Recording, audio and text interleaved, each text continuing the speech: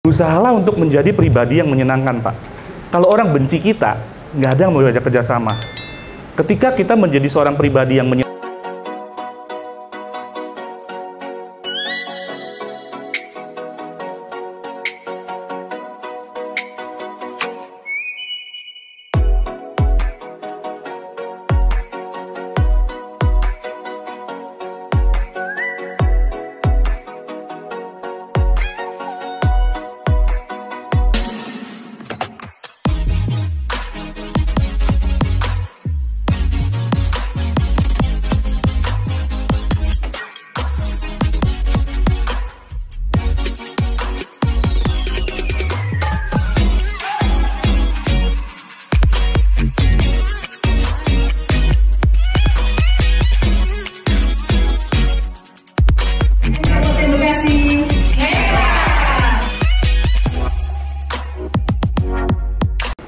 terus terang, kalau di perusahaan makanan manapun, orang yang paling biaya yang paling besar adalah biaya apa? Sewa, propertinya, gedungnya itu yang paling mahal banget, ya. Bisa lumayan. Dengan kita punya propertinya, maka kita akan lebih baik, kita akan lebih bisa menghemat, ya. Nah, ini dia. Gado-Gado Boplo juga membangun kesadaran merek dan kesadaran servis. Ini cabang kita di Tamrin City, ya. Kondisinya lagi kosong, bukan berarti nggak ada orang, cuman lagi foto, ya. Dan yang sebelah kanan ini ada di outlet saya yang ada di Grand Kramat. Kita di hotel, ada di hotel, ya. Hotel kita namanya Hotel Max One dan kita kerjasama dengan pemilik. Jadi berusahalah untuk menjadi pribadi yang menyenangkan, Pak. Kalau orang benci kita, nggak ada yang mau diajak kerjasama. Ketika kita menjadi seorang pribadi yang menyenangkan, orang mau ngajak kita kerjasama. Ada pepatah yang ngomong, kalau kamu nggak bisa tersenyum, kamu jangan punya bisnis rumah makan. Coba deh, kalian datang ke rumah makan, terus orangnya cebetut aja. Laler aja, gak ada yang pelok. Ya, harus bisa tersenyum. Dengan pelanggan harus friendly, ngobrol sama pelanggan. Itu saya paling suka sekali yang melakukan itu. Saya nyebutnya namanya CI. Apa Ibu bawa? CI. Apa Pak singkatan CI, Pak? Customer Intimacy. Kita bergaul dengan customer, kita dekat dengan customer. Kita ngobrol sama dia. Jangan hanya menjadikan pelanggan itu hanya sebagai mesin uang kita doang. Kalau dia udah beli, that's it. Ya, finish. Enggak gitu. Ketika kita bisa ngobrol dengan mereka, itu akan senang sama kita. Bahkan kadang-kadang orang beli produk kita itu bukan karena dia butuh sama produk kita loh, ya, tapi karena dia suka sama kita. Dan itu yang terjadi sama saya. Ya, hari ini kebetulan saya ulang tahun, tapi tadi udah dibawain makanan Felicia. Udah dibawain ke sini, ada beberapa macam-macam, itu saya udah dicegat tadi. Ada yang dari roti unyil tadi. Ini tepuk tangan dong buat Ibu ini. Bisa berdiri, Bu? Ibu Feby. Bu Feby. Ibu Feby punya roti unyil di Bogor, jauh-jauh datang ke Bogor kasih saya kue. Bener ya? Bener ya, Bu? Betul, Pak. Berdiri dong, kasih tepuk tangan. Bu, nah. Ya, thank you. Ini bisnisnya roti unyil yang di Bogor. Nah, kalau ada yang perlu roti unyil, silakan menghubungi. Jualannya di Bogor. Datang ya. Kalau ke Bogor, jangan lupa ke roti unyil. Nah, nih dia. Membangun kesadaran servis. Kenapa saya suka ada di restoran saya? Saya suka pantau. Kadang-kadang anak buah kita, mungkin dia dalam kondisi yang nggak semangat, atau dia sakit, atau dia ngumpul, kayak tadi saya bilang ngebrojek di ujung, ya. Sehingga customer pun mulai lambai-lambai. Nah, itu saya mulai teriak-teriak. Weh, ini. Kalau perlu saya datang sendiri, saya bawain. Itu saya lakukan terus. Ya, kita sebagai owner nggak bisa hanya kita duduk di meja, apalagi duduk di awang-awang gitu ya, nggak tahu apa yang terjadi di lapangan. Seperti tadi cerita McD, ingat ketika ada orang makan, terus berhamburan. Lihat yang seladanya berhamburan itu menunjukkan apa? Quality controlnya kurang ketat di situ, ya. Kita perlu tahu. Kadang-kadang kita juga perlu ngobrol sama customer, tanya sama dia, Pak, Bu, apakah ada masukan dari Bapak Ibu? Itu kita perlu dengar banget. Kalau ada customer komplain, saya samperin, saya bawa buku, saya catat, Pak, Bu, woi dia marah-marah. Oh iya begitu ya Bu ya. Saya samperin, saya tulis. Kamu begini, marah, masih marah. Oh iya, saya tulis lagi, poin-poinnya apa lagi. Akhirnya keluar kan luapan emosinya dia tuh. Pasti setelah meluap emosinya tuh dia reda. Apalagi kalau dia marah-marah, komplain, saya tatap matanya. Saya tatap matanya, dia pasti lihat mata kita. Dan ketika kita sudah memperhatikan dia merasa didengarkan oleh kita. Dan dia pasti akan surut dia punya emosi. Setelah itu kita kasih komplimen sama dia. Besok dia balik lagi, pasti. Nggak percaya, lakukan. Yes, balik. Kok jadi balik sini ya?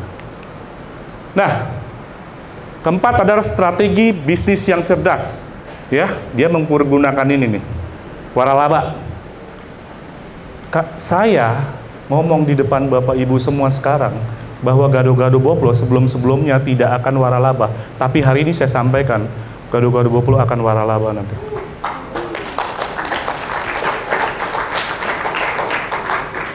Saya konservatif banget.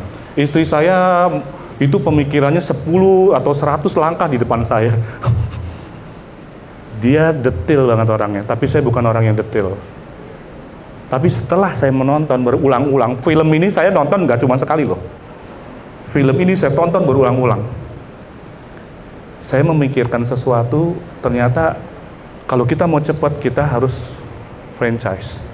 Masalahnya franchise di Indonesia adalah, seperti ibu bapak tahu semua ya, franchise di Indonesia itu nggak konsisten kalau menurut saya. Kadang-kadang setelah mereka berjalan, itu franchise biar tiba-tiba selesai ya Pak ya. Kita tahu dengan kasusnya S Hardware, udah bisa berganti logo lagi ya. Ya nanti kita akan, saya udah berunding sih sama istri, karena memang beberapa tahun yang lalu merek Boplo udah saya beli dari mama saya.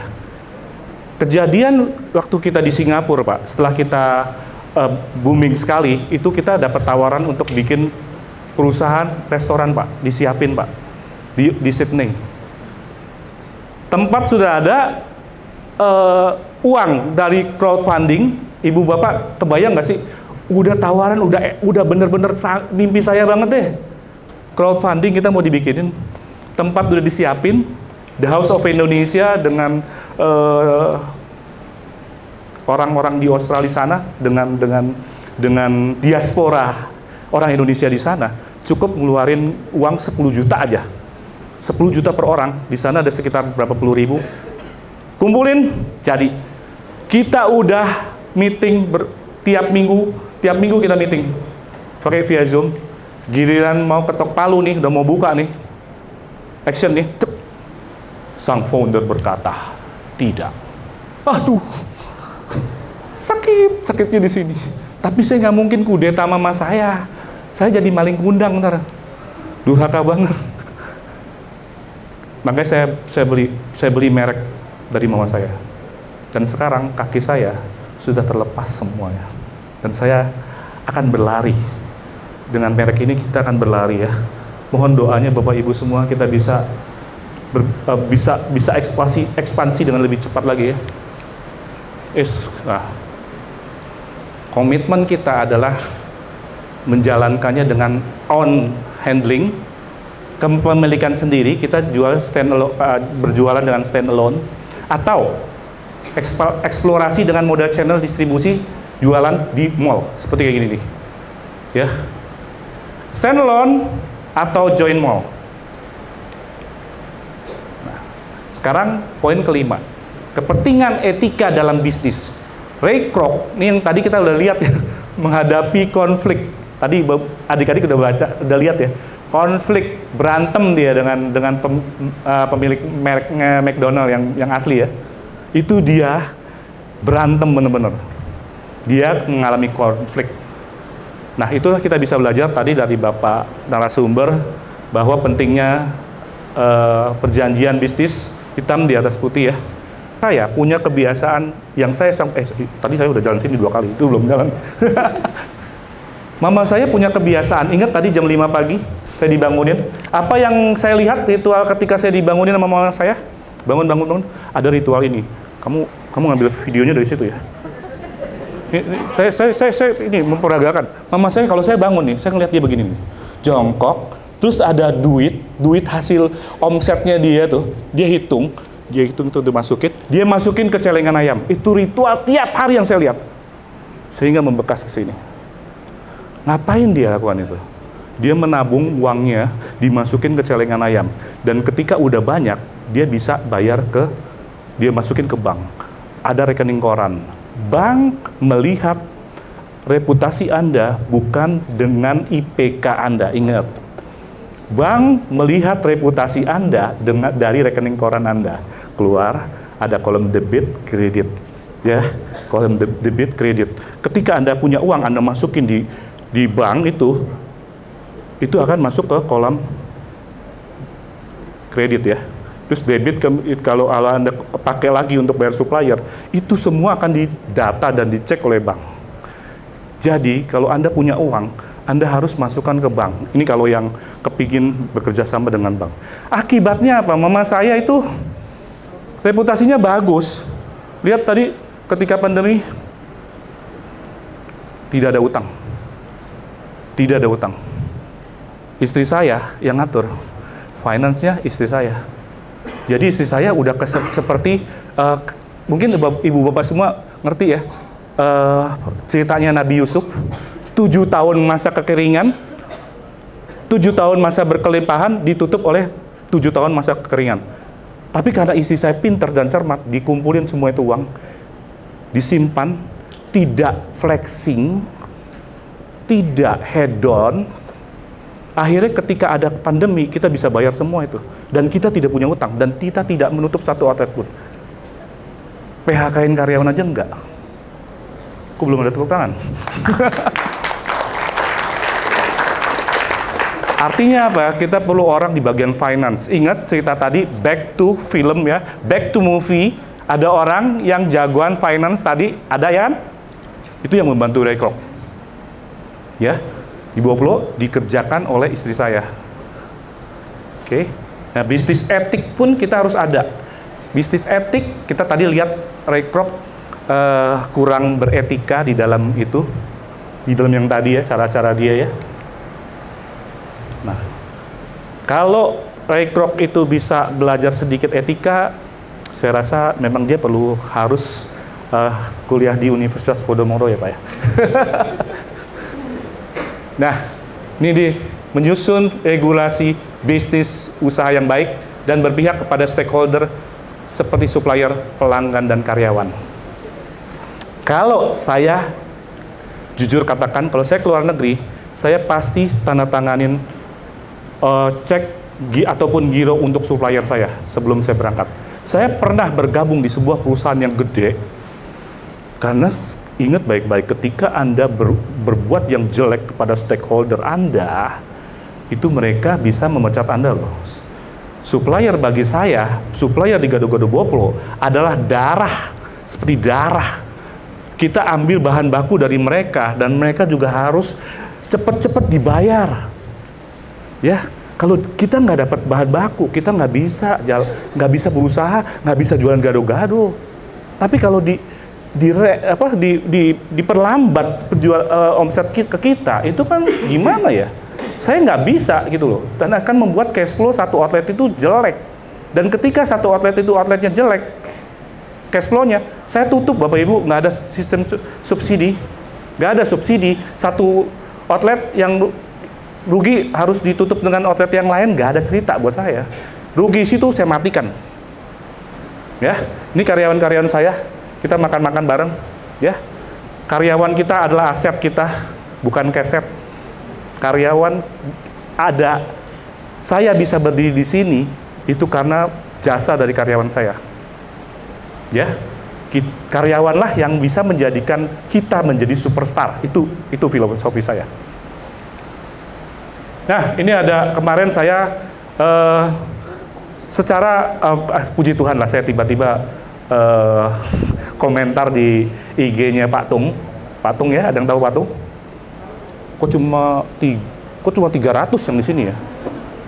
Pak Tung ya, PDW ya. Ini guru saya. Saya tiba-tiba komen di IG-nya beliau. Dia lagi naik sampan, kemudian dia ketemu telur. Terus dia bilang, di sini ada maknya, tuh si Patung lagi naik sampan, mak dapat telur mak. Dia sangat menghargai dan mencintai maminya. Mak dapat telur mak. Saya komen, saya orang yang kepo. Kalau guru saya lagi bikin postingan, saya kepo banget.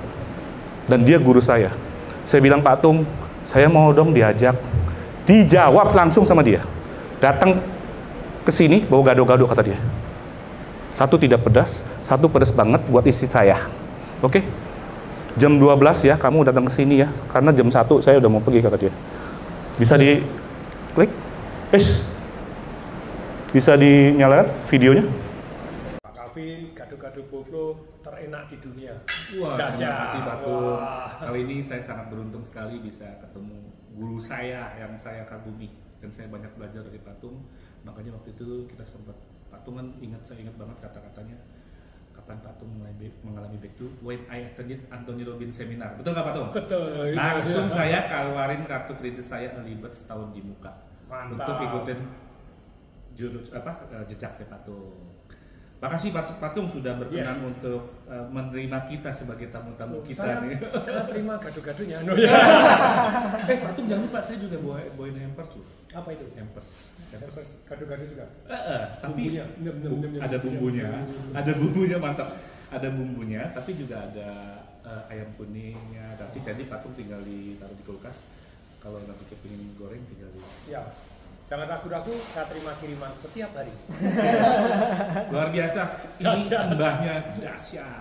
Yeah. Jadi saya ceritain Pak Tung datang, saya ke rumahnya dia. Rumahnya super besar.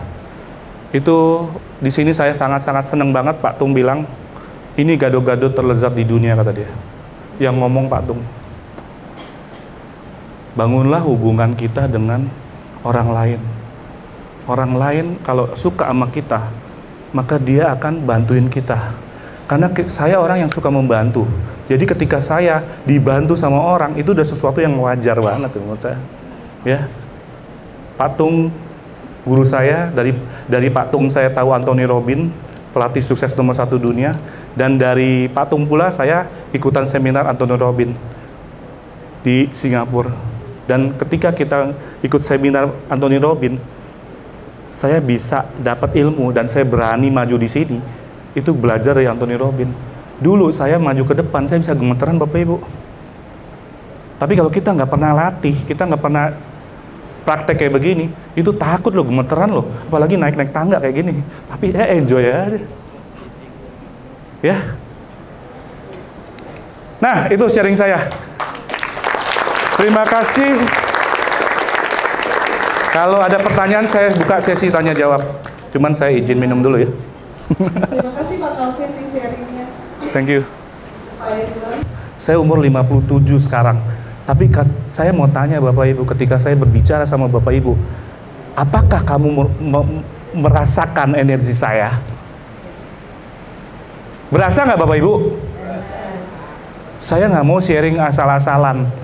Saya nggak suka gitu loh. Saya suka melakukan sesuatu yang full heart.